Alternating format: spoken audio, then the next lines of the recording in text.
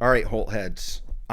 This is Future Kurt here. I'm with Future Kateline. How you doing? Hello from the future. There we go. We are here to do a little cold open for you because here's the deal. We got to go with another old Patreon ep for this week because of some scheduling issues. But we had just enough time to do a little mini ep here in the cold open. I had Kate listen to something because she refused to do an episode on it. It's on the Deadpool Killer. He's called Deadpool because his real name's Wade Wilson. Big friggin' deal. Right? Mm-hmm. I hate this guy. But it was important for me to force Kate to watch the interrogation in it. And so I made a clip of it. It's 3 minutes. But here's 20 seconds highlights for the Holt heads to kick this off. You know that, and I know that. Yes, you know what I'm saying? Mm-hmm. He said he beats me, he does this, he does that. And I'm like, well, I just don't know. She wants this to go quick because there's an ulterior motive, Mm-hmm. which sucks because she is my victim, so I got to give her 100% of my abilities. Mm-hmm. But I ain't putting the wrong man in jail. I'll be damned if I do that. That's all I want to do. Kate, have you ever been so frustrated at a dingus in your life? This cop just assumes that Wade is innocent because he says he is. He comes in there smitten with him. Wouldn't you agree that this cop was just like bowled over by this guy? He comes in going, all right, cool. All right, brother. Yes. Like his first word is, all right, cool. Cool. All right, brother. All right, yes, sir. All right, cool. I'm here with one of my bros. It is, oh my God, is it frustrating? It is so bad. That's all I need. That'll never happen from this Thank you department. so much. I'll tell you right now. Honestly, thanks to None of our people are going to do that. Yeah, thank you so much, dude. And then to hear that even though he took a cheek swab, he didn't do anything with it. No. And you, in this clip, and Holt heads, you can see it in the Worst Ex Ever episode about the Deadpool Killer. I don't know one thing that the suspect said that made this cop be on his side so instantly. Totally. I've caused her no harm. Physically, nothing, dude. I haven't done nothing ever since I've known her. That's all I need to hear. Here's just a few of the hits. I'm working for her. You got to realize that. And I'm not doubting you, man. You're doing great. This is the cop talking, everyone. The cop says, I'm not doubting you, man. You're doing great. You're doing great, and you're a smart man. He hasn't said anything yet. And he's like, you're doing great. I'm not doubting you, man. You're doing great. I'm trying to let you know, yeah. No, you're doing great, and you're a smart man. You're on the right track. And this interrogation ends with the Deadpool Killer, Mr. Wilson, being so comfy in there. He says, hey, if you're looking for a physical trainer, I'm your guy. Imagine that. Imagine being interrogated by the police, and you're so confident and comfy in there, knowing that you did the crime, and this guy would never accuse you of it because he's a total dingus supreme. And to say, hey, if you want to work on your glutes, I'm your guy. It's shocking, Kate. If you know anybody that needs a personal trainer, I'm a great one. Did anything happen to this cop? Oh, I'm so glad you asked. He was suspended for 120 hours. Do you even do the math on that? Is that 2 weeks or something? He still got paid. He still got his job, as a matter of fact. Now, his name, let's not beat around the bush here. His name is Detective Lewis Potter. This happened in Palm Beach County of 2019. Now, Kate, I'm going to send something to you. You can either sign it here while we're talking or you can sign it later. But this is legitimately a change.org petition to get this man fired. And I signed it. And there's 13,000 signatures. And I hate this guy and I want people to sign this. So I'm going to put this link in the description to the app as well. Ugh. What do you think? That's how much I hate him. Yeah. And it was a classic thing where he got in trouble for this, and he said he would never do anything different. He said he wouldn't have changed a thing. Oh, of course. Of course. This, I'm not sure this was in the doc. He takes the swab. He doesn't send in the swabs at all. Someone else does that later, and sure enough, they're a match. Uh-huh. Okay? So the DNA on this poor woman that reported this assault that involved being beaten, raped in the back of her car, driving to the Keys and stuff. It was horrible. We see pictures of the clothes the guy tore with knife and stuff. The cop says, this case is inactive. We're not going to do anything with it anymore. Didn't send out the DNA. And on that same day, he opened up an investigation into her for stalking Wade. Oh my God. He had a crush. I read that in an article. I had to keep rereading it. I was like, what are you talking about? What are you talking about? Ooh. He should be fired. I feel like he should also be in prison. Yeah. Because I what second that. else has he done? A lot of obstruction of justice, clearly. Yeah. And the reason why I wanted to get this on the show, because this guy deserves to be up for Dingus of the Year at the Lesties. I needed him in the running, and I feel like it's going to be between him and the people that brought the dog in. I don't know. I mean, what do you think, Kate? Like, But if we're not covering this, technically, does he qualify? No, Kate. These are my rules. Okay. I make them, and I've introduced this cold open for this purpose, I feel. So it sounds pretty nom-eligible, if you ask me. About a 9 on the tension scale, Rube. Okay, I've been dying to rant about that dude, Kate, so I appreciate you hearing me out. Did you finally got it, though, when you fired it up? You're like, okay, now I get it. This cop's pretty bad. Oh, yeah. This guy is P-bad. All right, so the repeat that we're going to have, this is a repeat for 9 people that belong to the Patreon. So to those 9 people, I say I'm sorry, y'all. This is a repeat. But it's Ice Cold Killers. It's the Axeman Cometh, Kateline. Do you remember this, baby? Yep. It's the dude who looks freaking crazy and scary and stuff. Never? They all do, Kurt. No, he was like, and I just kept stabbing him. Remember? It was something like that. Okay. They don't lock the door, so you just walk in. You don't even have to break a window. All right. Well, let's hear that theme. And we'll see you next week for what I think is going to be a killer rep. Are you excited to talk about that Murder Tapes episode? I'm not saying anything. Ah! Oh, you're going to make me wait a week. Kate.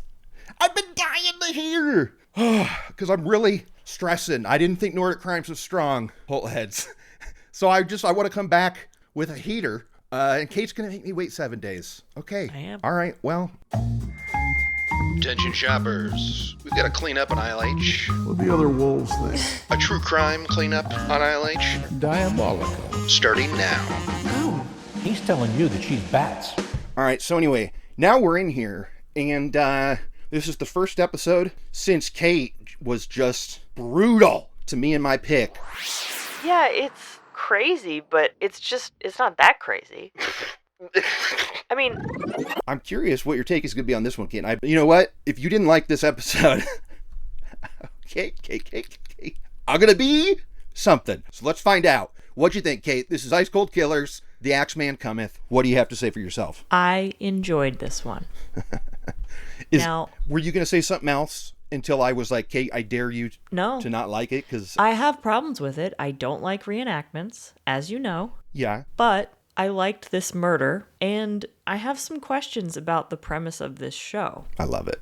I friggin' love it. Have you ever watched it before? I've never heard of it. Is it always about a murder done in a cold climate? They would like to think so. That's the premise. Is it always that way? Not 100%. But unlike Killer Carnies, which ran out of steam like episode 2, this thing has like 5 or 6 seasons total. And I would say 60 to 70% of them, 75% of them are happening in a place that it was snowy as hell. Now, are they always... You're probably thinking, like, this sounds like it should be somebody frozen out in the woods. That happens a lot. It just isn't part of the rules. But I'd say for how many episodes they've made, a good chunk of them is cold as hell. So what do you think? Does it satisfy? It does. I was a little unsure, though, because this episode takes place in Seattle. And when I think of Seattle, I don't necessarily think it's really snowy. It's rainy, but it's kind of mild off of the ocean and the sound. Yeah, that's... so true. And I was wondering, too, because this episode opens up and they are acting like Seattle is the North Pole. Yes. Like they're about to interview Santa Claus next. And winter comes to Seattle, Washington.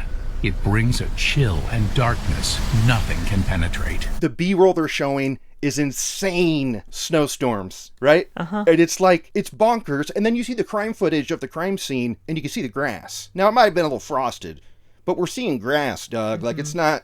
So, like, I could see if you got hung up on that a little bit. All right, here's the IMDb description.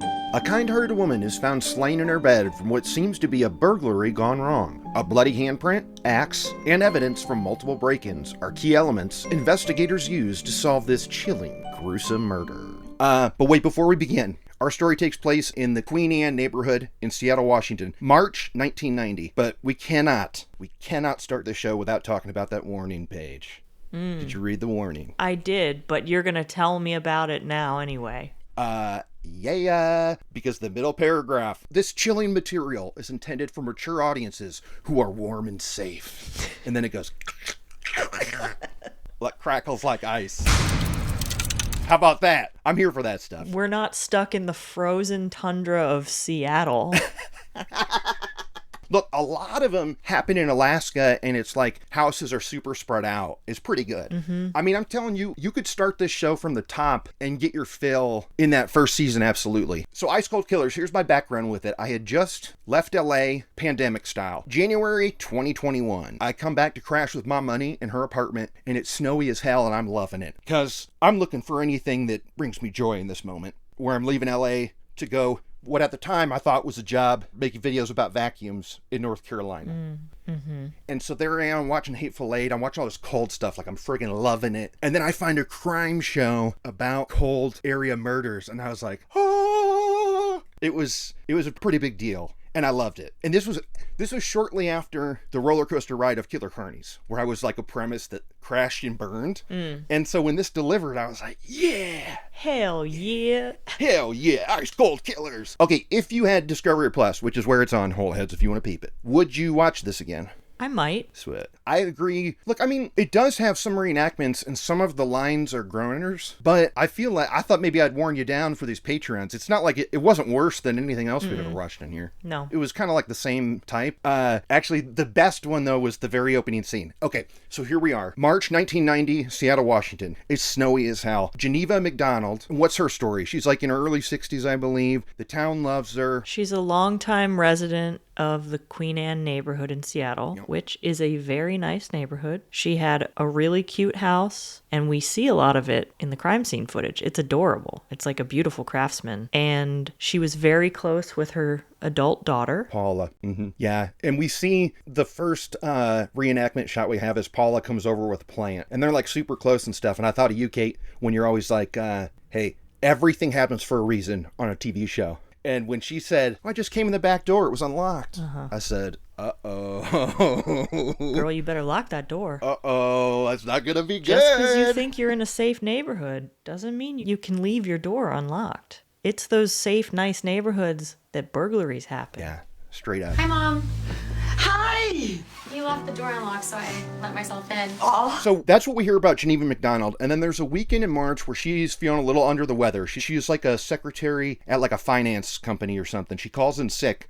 She does not show up Monday morning, though, and everybody gets a little worried. So a close friend of hers, who had tried to call her the night before and didn't hear anything, goes over to Geneva's house, and she like walks down the back alley and sees that Geneva's car is there. So now she's feeling like, uh-oh, something's up, right? Like Geneva's here, but she's not answering. And she walked into the house, calling her name, and what did she find when she walked into Geneva's bedroom? Geneva is dead. She has been stabbed many times. So when she finds the body, she runs out of there and calls the cops right away. But when the cops arrive, it's clear there's nothing they could do for this poor woman. She is super dead. Like the way they talk about the face or the shape that her face was in, right? It looked like she had been hacked with an axe. Policemen see shocking things all the time. I had seen plenty of blood and gore. I had never seen anything as horrific as this was. And what's laying on the bed next to her body, because the sheets were pulled up over her, on the bed is a bloody axe and a bloody pair of scissors.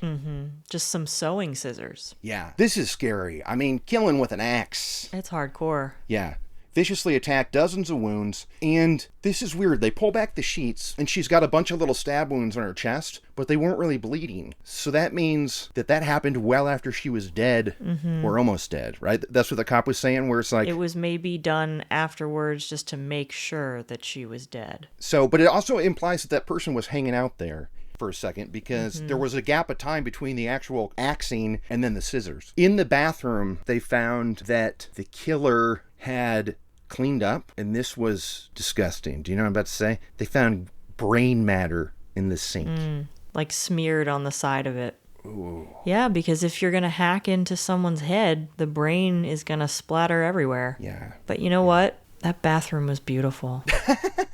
It was. I was so jealous. It had a beautiful pedestal sink. Yeah. An old school tile. Yeah. I mean, my bathroom looks like that, if I'm being honest. There was evidence that he washed up. There was some brain matter and some blood and I think even some bone in the sink. The cops find, so they're looking for fingerprints, and the only thing they find is a palm print on the side of the door, like in the door frame. So they were thinking that the killer like put his hand to like peek around the corner to see if she was snoozing. So they snag this palm print, which is great news, but it's not as good as you think it is, which we'll find out soon. But they're going, okay, these scissors were like her sewing scissors. So that was a weapon of opportunity. But where the hell did this axe come from? Because 63-year-old Geneva McDonald is not swinging an axe.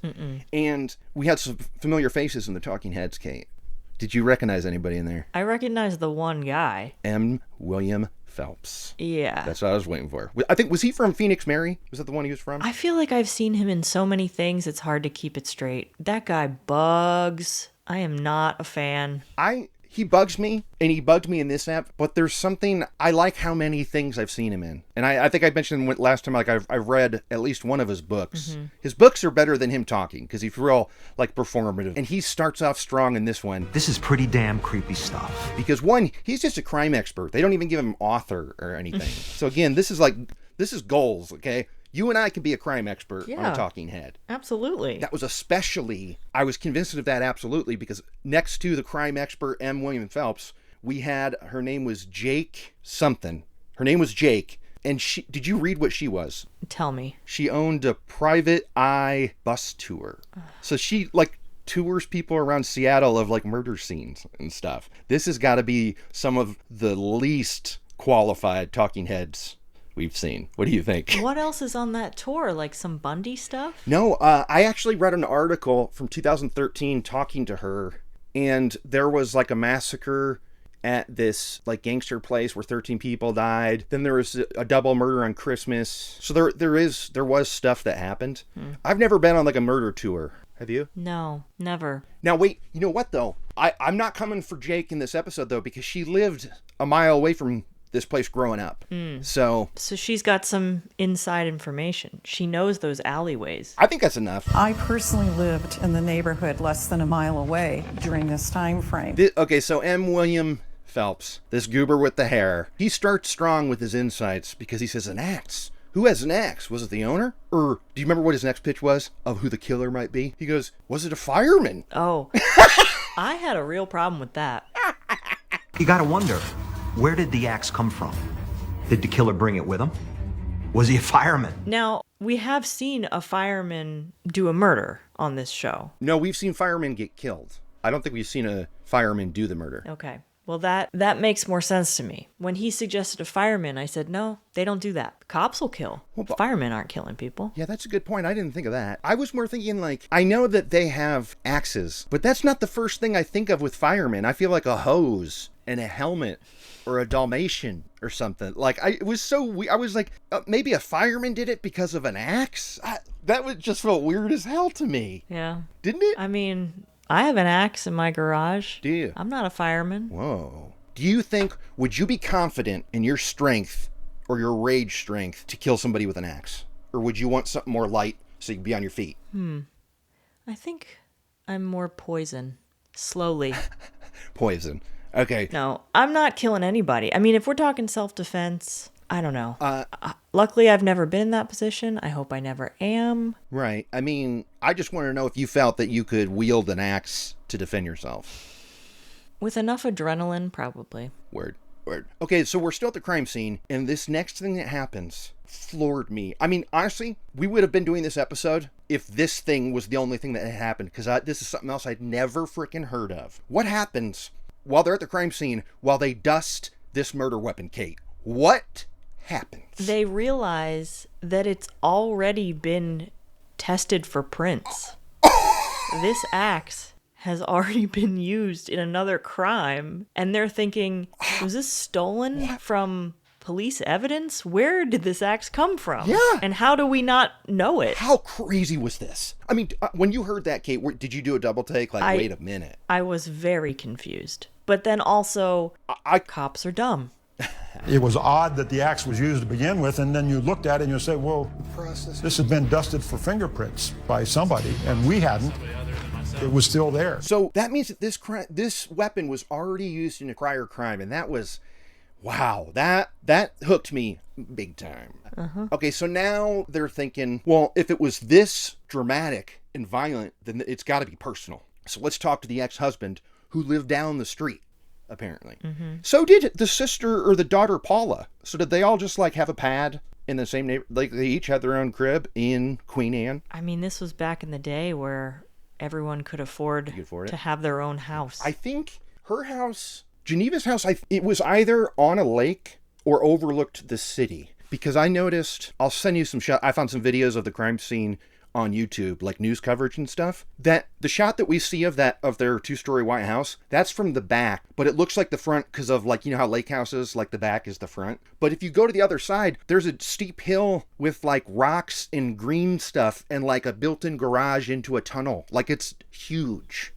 It's friggin' huge. It probably overlooks the Puget Sound. Yeah. Okay. So Rage, we gotta talk to the husband. What's the husband's scoop? Are we suspicious of him? What's his story? We're not suspicious of him. They did not have a bad relationship. There was nothing weird going on there. He was not a suspect for very long. No. Yeah, and I swear they even said he would not have got, like, nothing was coming to him in the will, which is something he would know because they had gotten divorced. Like, the house goes to Paula. That was another thing they were saying where it's like he wouldn't gain anything from her dying. Right. He has a solid alibi for the night she died.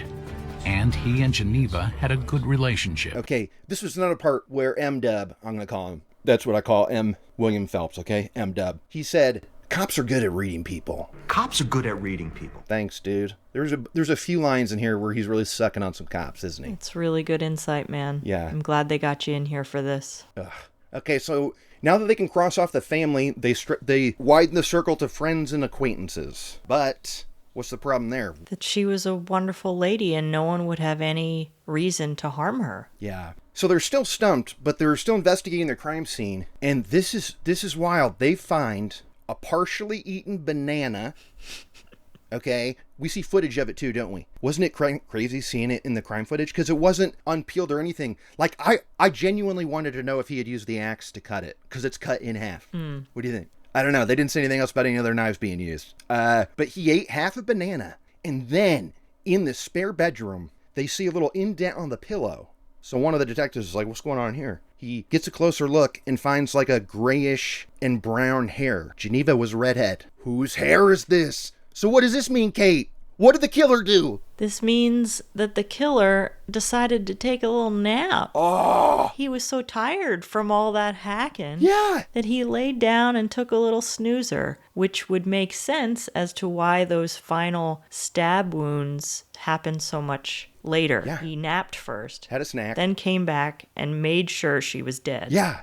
This is when it starts to get scary and creepy because, like, they're saying a burglar or even a killer, once the killing's done and once their process is over, they want to get the hell out of there.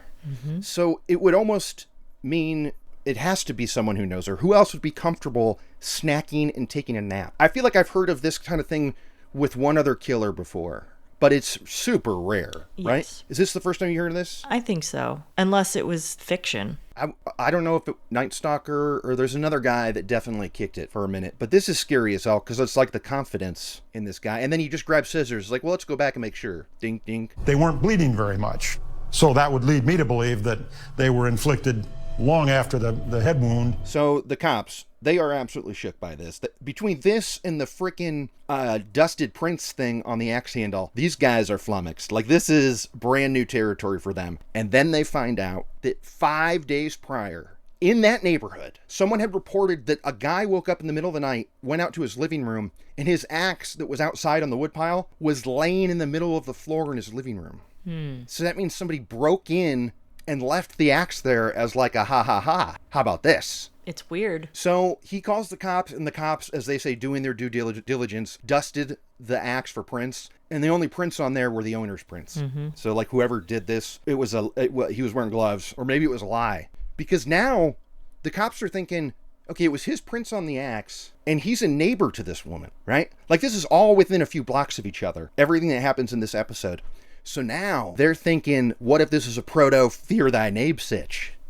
They're going, what if this guy had some disagreements with her, went over there with his axe, and chopped her up? Did he have a dispute with Geneva? Sometimes neighbors, they can get very, very vicious. What were you thinking here, Kate? Well, that didn't sound likely, but Yeah. it just sounded to me like someone was prowling the neighborhood and with everybody, and including this guy, and stole his axe and put it in his living room, and then later went back. I don't know. Now, I want to get real with you for a second, Kate. To me, do you feel confident, and you were thinking that because it was the second act of the episode, it's so early in the episode, you know this ain't the killer. Exactly. But if you look at this from the outside, though, this guy kind of looks good for it, does he not? The prints are his, it's his axe. Yeah. Right? I just think if we didn't know that there were 40 more or 35 more minutes to this episode, this guy would be on my list of potentials, I think. Yes, they were right to suspect him, but yeah, I was thinking that's too easy. They bring him downtown, and they really go to town on him because they're suspicious of him, and they drill him, and his alibi checks out, and he was adamant like it wasn't me,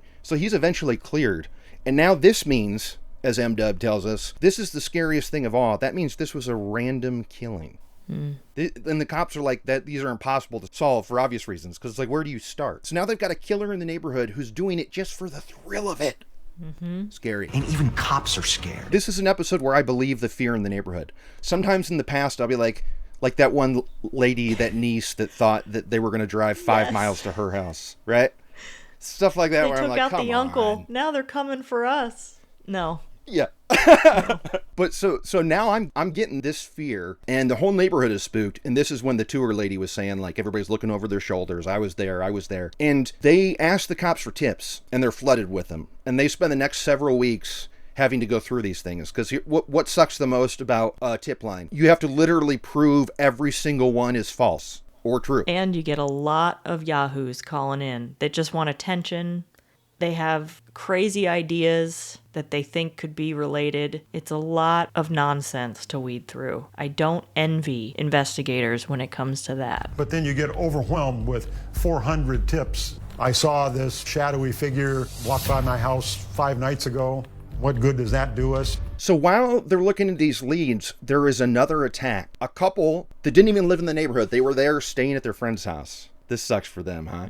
What happens at 4 a.m. when this couple's sleeping in the guest room? What goes down? Well, someone appears in the room with them. They'll start stabbing him. I mean, the guy wakes up, he's getting stabbed by someone. But the girl is able to get away and call the police. Because as soon as the guy started yelling and stuff, the intruder ran. But he did connect. Like, the guy's all bloody and stuff. But he's not gravely injured. No, and so, like, they want to know what this guy looks like, and all they know is it was a white male, and it was a big knife. Now, a big knife is not an axe, but it's in the same relative family. It's a similar MO. It sounds like this was probably their guy. Yeah. And if it wasn't, what a terrifying neighborhood to live in. Yeah. It was just 8 blocks from her house. In law enforcement, there are no coincidences. This could be the same perpetrator. This just further proves the fact that this guy's doing it for kicks, and there's no rhyme or reason, because these people don't know Geneva. Like, there's no connection other than the fact they lived a few blocks away from each other. So they're like, there is a madman out there walking the streets at night going like, let's see if this door's unlocked. So the fear continues. And this is like before security cameras and stuff. Oh yeah, and before friggin' DNA and stuff, big time, because they've got that palm print, right? And what they had at this time was AFIS. We know AFIS, right? Automated fingerprint identity system. But AFIS is about what? Fingerprints. It's not APIFIS. It's not palm prints, right? They don't freaking have palm prints in their system. That's pretty good. Epiphus. Epiphus. Yeah. So, like, they thought they were stoked to find this giant print. And it's like, well, that doesn't count. That's not what the system tracks. Useless. AFIS, that was kind of in its infancy back then, it didn't really do much with palm prints. To identify the unknown offender just from a palm print couldn't be done. A few nights later, guy wakes up to some racket. He sees there's some dude out front looking in his window trying to get in his front door. And this was the second time where I almost flipped my table watching this, going how it ends up. Because would you like to take it here, Kate? How does he scare him off? He goes outside and he starts snapping pictures of him with an old school camera. It looked like it may have even been like a disposable camera because it had a flash. Yeah. No, wait. Actually, Kate, in that news report, they talked to the lady and they literally had the camera. So I'm about to send you a picture of the camera. Okay. Because it was like you know, the one that you put like in the hot shoe or whatever. Like it was kind of a big sized cam. The hot shoe. Yeah, that's the thing where you slide in a flash when on like a DLSR or whatever. You know what I'm talking about? Oh. Here we go. This is one of a few pics you'll be getting tonight. Oh, nice. Instead of get the gun or hide under the bed, it's exactly. Let's get a picture of this guy. Yeah. He might be the Queen Anne axe murderer. Exactly. And so that's a pretty big flash. So there's got to be more than one. There's one specific horror movie I'm thinking of where this was how they got away from the monster, because they kept doing the flash to get him away. I've seen that in a freaking movie. And the best part about this, Silence of the Lambs. And what made me stand... Do they do that? Is that when it happens? There's night vision. Oh yeah, because he's got night vision on, right? So flashing the flash would really hurt him. Mm-hmm. That makes sense. Look, I would love it if another Silence of the Lambs clip made it in. It's already on the shelves because we've talked about it before. Are you about a size 14? Sure, you can use my phone. I think you nailed it, Kate. I think that's the movie I'm thinking of. But this dude, he's flashing and the person's running away. And then they say that as soon as he was like, he didn't catch him, but that guy shoots off to the police department to develop these pictures. I was like, I cannot believe, because that was my next question. Tell me he actually took photos. Not only did they take photos, we see one of them. Yeah. We see one of the pictures he took. How cool was this? And it's blurry and it's not super clear on the face per se, but you get an idea of the build, the moppy hair. You can definitely tell later that it is the same person. Yeah, like when they've got a case with absolutely nothing but a palm print that's worthless, this is gold, new evidence. Because it is a guy, but like, as we'll see, you can't really tell who it is. We know it's a white guy with glasses. And floppy hair. And like shaggy hair. But Kurt. Yeah. This guy, I feel like you would have done this exact move. Oh, yeah. You would have whipped out the camera, flashed a bunch of flashes, scared him off, and then ran to the police station. Oh, yeah. I want to know, so I assume they develop them in-house. God, I would love a tour of where they were developing film at the police station in Seattle in 1990. Wouldn't that be cool as hell? We'd have to time travel, Kurt. I know. But yeah, I mean, every crime scene had to be photographed. They had a photo development lab there for sure. They're not dropping those off at Walmart. That's why, wait, did I tell you this? If I could be born in any era, I'd want to move to LA in 1980 as a 20-year-old and get a job as a crime scene photographer for the LAPD while I'm trying to be a writer. And then all of a sudden, I'm doing the hustle for a few years. And then this new show called Cheers is looking for writers. I'm 22, 23 years old. Boom! Now I'm on the staff at Cheers. Then after that all dries up and everybody's like, Cheers sucks. They would never say that because of rules. You know what I'd do is I'd make a book of the pictures of the crime scenes from my time at the LAPD in the early 80s. Now, Kurt, how did you get the job on Cheers? Because just being in the same city doesn't make you qualified for that job. First off, I crushed the interview, okay? And I tell them that I was a crime scene photographer. They'd want me in the room just for the stories. And if I had invented time travel, I'm going to get on this show. Oh, you invented time travel? Do you know what I mean? Well, no, I guess I just know somebody who did because I got to go back in time. But come on, I feel like if I was able to do that, I could get on this freaking show. Okay. You could also take photos behind the scenes of Cheers. Yeah.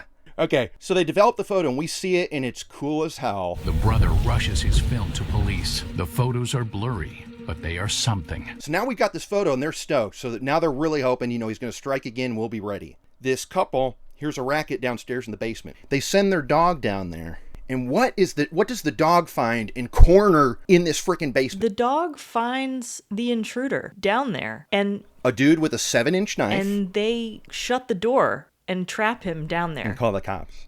Yeah. How cool is this? Very cool. I'll tell you what, that dog probably got so many treats that night.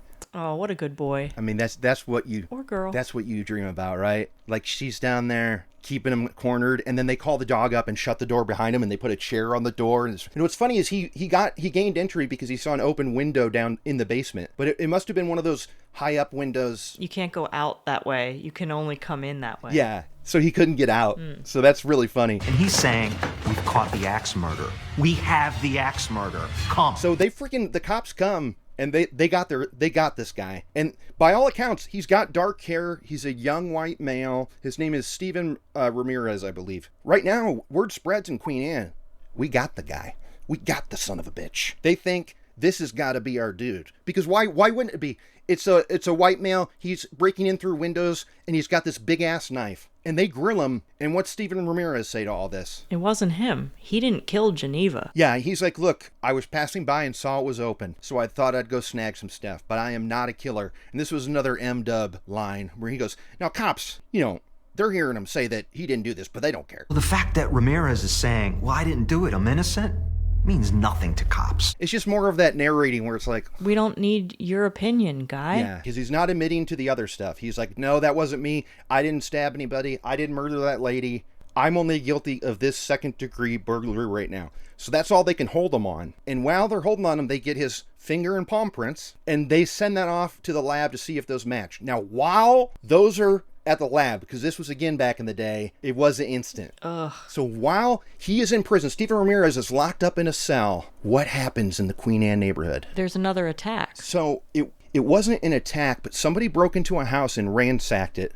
top to bottom. And this is what they did. They had a felt tip marker and they wrote on the wall, huge, "The killer is back." And then they put X's on the chairs at like the dining room table, like indicating you're next. This is scary shit. So, and you're thinking, well, it's a copycat. No, because what snack did they find on the floor there, Kate? A half-eaten banana. A half-eaten banana, which I forget what the cops call it, but that's what they held back from the media. Mm-hmm. The media did not know about this banana snack. So now they're going, this is the guy. He's still out there. Meanwhile, the whole neighborhood's stoked. They're out there celebrating, going like, we're safe, we're safe, we're safe. And then this guy says, nope. This is a terrifying neighborhood. This is, so again, this episode's delivering for me, this kind of stuff. It's like, oh my God, it was the guy. What if, like, I would have. What if Stephen Ramirez is out prowling, looking to do a burglary, and bumps into the killer because they both start to go into the same house? And then they get into a fight. Oh, wow. Has that been done? Where two people are out prowling and they get into it? Like, this is my block? I don't know. I'm about to murder these people. You go to another block and murder some people? Yeah, we already agreed. I get the even numbered houses, you get the odd numbers, right? Like, stay on your side of the street, bro. This is my hood. But it's crazy because this is not a sketchy area at all. No. This is so nice. And it's very expensive. Yeah. It wasn't as expensive then, but now it's like ritzy. Even the cops were scared, right? They were like, the cops were saying, like, I was telling my wife to lock the door, and I'm going, I mean, finally, the Geneva murder should have made you do that up top. Like, there was a lot of people going, we finally had to lock our doors. And us in 2025 are going, finally. I told her that she needed to lock the doors. It wasn't a good time. So even the cops are scared, as M-Dub says. And there's one sliver of good news, though. Yes, they are scared witless. But what do they find? Around that message of the killer is back, not only a palm print, but fingerprints as well. Frickin' fingerprints. So now they can finally put APHIS to the test. Okay? So they run it through APHIS, and what do you know? There's a friggin' match. Mm-hmm. Not a palm match, but a fingerprint match. And who does this fingerprint belong to? Well, I don't remember his name, Kurt, but it's the killer. Okay, so the fingerprint belongs to a 36-year-old James Cushing. And he had been arrested for some larceny stuff, and that's why his prints were in the system. So now that they have the name James Cushing, they go to find his prints, and they match those prints to the original Geneva McDonald palm print. Mm-hmm. And that was a match. So now they definitely have got their guy. But he's, as they say, a transient. Where is he? He doesn't have a home address. Like, he had gone through the system. He, like, grew up in homes. Like, his mom is in town and stuff, but he had, like, a really troubled upbringing, and he would bounce from place to place. So they're like, we don't know where the hell he is. Yeah, and they ask her. They go to her, and she's like, I don't really know. He's actually been in and out of psychiatric care, and it's anyone's guess where he's actually living, because he's not getting care at the moment. Yeah, and so they're like, okay, we're looking for a transient murderer who is off his meds. Not great. No, like, they are finding out the info they need, but it's not making them feel any better. Right? It's kind of like, oh, this is getting worse and worse. And it gets even way worse when Mama Cushing tells them a story that had happened, I want to say, a few days before that murder. This story was bonks. She goes, so he was bouncing around and stuff, and I told him to come home for the night, get some food in him, get cleaned up, and he was obsessed with a made-for-TV movie, The Legend of Lizzie Borden. Now, they just said a made-for-TV movie about Lizzie Borden. You know I looked it up. I know you did. 75, starring Elizabeth Montgomery, a.k.a. Samantha Bewitched. And guess what else? I watched it. You watched it. I watched this movie. Sure did. You can spend the rest of your life begging crumbs off that old sow. Not I. Lizzie. And then I watched Lizzie again. Did you see Lizzie when it came out in 2018 with Kristen Stewart and Chloe Sevigny? No. It's good. Every man with a pulse has enemies. I really went down a Lizzie Borden rabbit hole with this. So, but it turns out his favorite movie, he's obsessed with this TV movie that he had to have had on tape, right? This is 1990 when he's getting busted. That thing was 15 years old. She did tell me that he was obsessed with the made-for-TV movie Lizzie Borden. Lizzie Borden is the woman in Fall River, Massachusetts, who killed her mother and stepfather with an axe. He must have recorded it on VHS or something. Yeah. But it must have reran recently because you couldn't record off TV in the 70s. Oh, yeah, absolutely. That's what I was thinking, that he got it off like TBS or Monster Vision in the 80s or whatever, right? Like, you know what I mean? Like one of those late night things. But, and the show gives a little rundown about Lizzie Borden. Now, I know all about it. Did you know the scoop, but the story of Lizzie Borden is that she allegedly, because she was found not guilty, mind you, okay? She's believed to have murdered her dad and stepmom with an axe. And there's the rhyme about it, 40 whacks, and then she gave her dad 41. Have you ever gone down the rabbit hole of Lizzie Borden? Are you familiar with it? No, but I know that she is a famous murderer, but I couldn't tell you any details about it. Oh, okay. Ooh, good.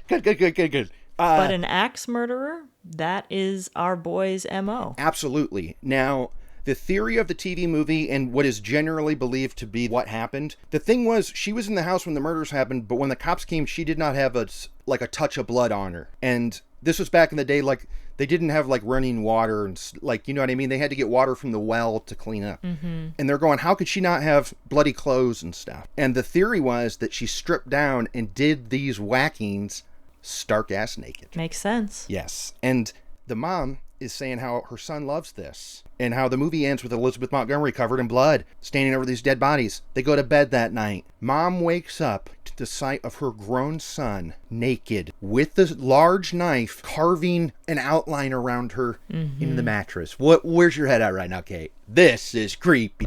This is not great. This is not great, Kurt. And his mother screams and runs away from him. Yeah, and she runs out to the living room, and what does she find? All laid out neat and nice in a row. But every single sharp object in the house, knife, screwdriver, garden hoe, like everything in the house that could be used as a weapon is laid out neatly. How about that? That's scary. This makes me wonder if he did all of the murders naked. Oh. He didn't do the one where he got photographed naked. I mean, that wasn't a murder. Well, he wasn't in the house yet. Yeah, you're right. But you know what? I wonder. Because, so this is clearly, like, this is a classic case of a escalation, or like he's clearly on the edge of doing something evil. When the mom wakes up, he's naked, drawing an outline. Like, he's probably sitting there going like, God, I just want to... She woke up to him standing naked over her and carving the outline of her body in the mattress of her bed. This is terrifying. So the cops are putting it together like that's exactly what friggin' Lizzie Borden did. This has gotta be our guy. But he left that night, obviously, because he wasn't welcome there anymore. Mom was like, you know what? I think it's best you're gonna have to... if we go our separate ways. Yeah. I don't know what I'd do if I woke up and my grown son was naked with a knife and just being chill about it, right? You have to be chill about it, though, or else you'll get murdered. Yeah. You have to be like, sweetie, it's okay. It's okay. Yeah. That. So the cops ask around and they find out that James Cushing liked to hang out at a restaurant. And sure enough, he's in there grubbing. They wait for him to come outside and they arrest him. They finally arrested him. Okay, this is when we first introduced James Cushing to the show. This was another... This is not B-roll you busted. I think this is a B-roll well done, because they show the person playing Cushing like knocking icicles off of a frozen house. Remember this? And then he takes one and like stabs the gutter with it. Those look like real icicles to me, Kate. Sure. What do you think? Sure. So I maybe Seattle wasn't that cold. They were somewhere cold to shoot that. Maybe. Yeah. These were pretty good looking icicles, and he's knocking them down. I think they probably shot it in Canada, where they shoot everything. Yeah, you're probably right. Do you think that they found a house where that was happening, or they dumped a bucket of water on the roof and tried to force it? What do you think? They probably dumped the water. Yeah. Anyway, this is pretty cool. And the guy was so great at being pissed. He's stabbing the gutter. And we found out he had been in and out of mental institutions. It's sad, right? Because he grew up in the system because he wasn't well. Not only was he not, he had issues, but he was also like, slow and stuff. Like he wasn't, right? Like, what's the right word? The articles used a certain word we don't say anymore to talk about him. The old articles from 1991 Seattle Times or whatever. I think we would call him mentally challenged. Okay, that was it. And as he got older, he'd get like more rageful and stuff. And then when the staff turnover at the hospitals would piss him off, and that's when he'd like fly off the handle because like that's his only family. And so when like those people get new jobs and leave, they're stuck there. I got to give credit to his mom and dad because they did come visit him and stuff. And they genuinely tried with this guy. Anyway, I don't want to sound like we're hating on the mom out there in West Seattle. No, it's very hard. I have family members in similar situations, and at some point there's not much else you can do. If the person voluntarily leaves the system, you can't. What else can you do? Yeah, once they're over 18, like that's their legal right, so you can't force them to do anything. That's true. So they arrest this guy, and he is a tiny little dude, okay? We see interrogation of this guy, and he looks like Rick Moranis. Oh, he does. Now, I'm mad at this video. I don't know if the cops did this or the TV show did it, but they stretched it to fit the screen. And so like it wasn't a real, you know what I mean? Like it was squished to fit the widescreen. That was annoying as hell. Now, luckily, the news footage I found was not. Okay, so I'm about to send you some pics of what he really looked like. Look at how friggin' short this dude was. So they're interviewing him, right? And they're going, this little pipsqueak is like the scary guy that was haunting the city. The idea that this one little guy could cause all of that damage and all of that fear is hard to believe. But then they talk to him, and I think they're just as scared because what's his vibe in there? Dude is straight up laughing. He's smiling. Very lighthearted and giggly and smiling about murdering people. Yeah, that's Rick Moranis. Yeah. You see the pic I sent you? Yeah, I hate it. Oh, okay. Don't hate it too much because I got another one coming your way. I mean, it's terrifying. It's scary what this dude looks. So he's in there and he's like, we were talking about that D-bag Koberger on the main feed where he was like trying to be super cool and saying dumb shit, be like remembered. Like, hey, we should get coffee sometime. Like this poor guy, like he's so affable and like it's chilling to watch. Would you agree? I mean, there's probably a solid 5 minutes of the interview where he's like, oh yeah, that one lady, yeah, and then I just raised the axe over my head and went boom. And they kept asking for more and more detail, like, how'd you do it? And he was like this. Yeah. They don't lock their door, so you just walk in. You don't even have to break a window.